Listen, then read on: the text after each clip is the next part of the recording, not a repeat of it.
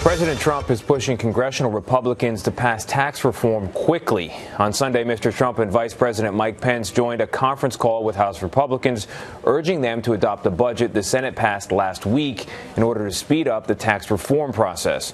The president is meeting with Republican senators on Tuesday. CBS News contributor and congressional reporter for The Washington Post, Ed O'Keefe, is on Capitol Hill. Ed, what do you expect from this meeting on Tuesday? We'd like to know that, Tony. We don't quite yet understand what exactly is on the menu and what exactly will be discussed. But presumably, it's primarily taxes. You saw the president on Sunday urge House Republicans to take up the Senate budget resolution that they passed last week in hopes of getting this process moving quickly. One would think that he'll come to lunch here for the first time as sitting president. He came once last year when he was president-elect to urge them to get to work on tax reform and to give him some kind of a win. There's real urgency in the administration to demonstrate that they're able to get something done. Taxes right now is the one they're hoping it'll be. Now, in terms of detailing that something, there have been reports that Republicans are considering a major alteration to retirement accounts in their tax reform legislation. On Monday morning, the president tweeted, "There will be no change to your 401k. This has always been a great and popular middle-class tax break that works, and it stays." Now, that seems like pretty bold and straightforward language from the president. Have lawmakers weighed in on whether they agree?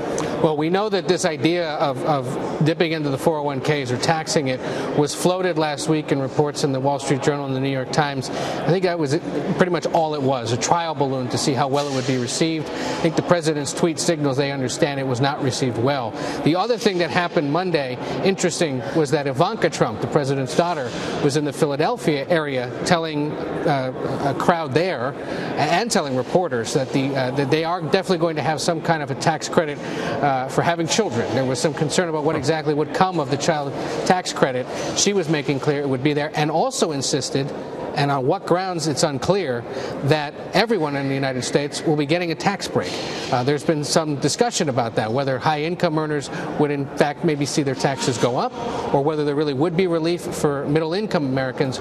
She said today, looks like every American would get a tax break. Well, cake for everyone. I like it. Now, moving to that other major issue, the health care overhaul, or potential overhaul, Senate Majority Leader Mitch McConnell implied he's open to bringing a bipartisan health care bill to the Senate floor. Let's take a listen to what he said on Sunday. Will you bring the Alexander Murray legislation to the floor of the Senate for a vote?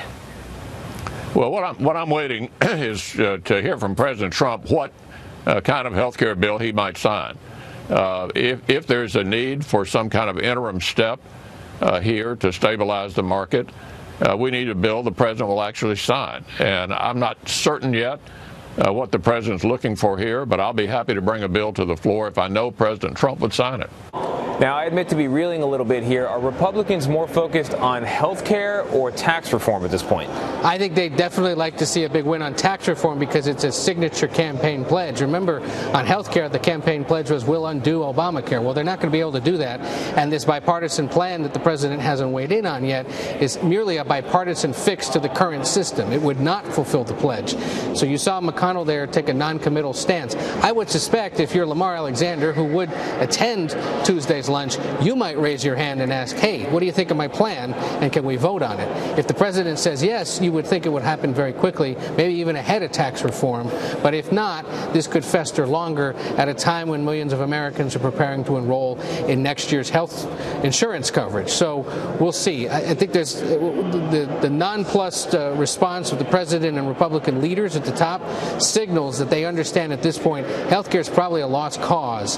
Better to focus on tax reform where they still think they've got a shot. So shifting over to Democrats, you went to the Democratic National Committee's annual meeting and reported that national Democrats are worried about the race for governor in Virginia. You know, Obama spoke there. Why are they so concerned about Virginia right now? Well, remember, in the odd year after a president gets elected, only two states hold governor's races, New Jersey and Virginia. The race in New Jersey looks to be all but locked up for the Democrat, if only because Chris Christie, the Republican incumbent, is so unpopular. So all the attention shifts down here to Virginia, where you've got the Lieutenant Governor, Ralph Northam, running against a guy named Ed Gillespie, a Republican lobbyist and consultant for hire who worked for George W. Bush back in the day.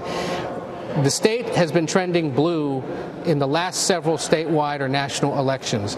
Democrats understand if they lose this race, or if it comes in too close for comfort, even if they win it, but only by a few points, it's a signal that perhaps they're still struggling to reach the voters they need to reach ahead of next year. There's no real message that they're road testing in Virginia that's going to translate into the congressional and gubernatorial races across the country, but they want that momentum to demonstrate to nervous donors, to skittish congressional candidates, and others maybe still thinking about running for governor, that you can do it as a Democrat in the age of Trump and win. Yeah, and the partisan breakdown with governors nationwide has been trending toward Republicans lately, so they want to hold on or keep Virginia. Ed O'Keefe, congressional reporter for the Washington Post. Ed, thank you very much. Good to see you, Tony. Take care.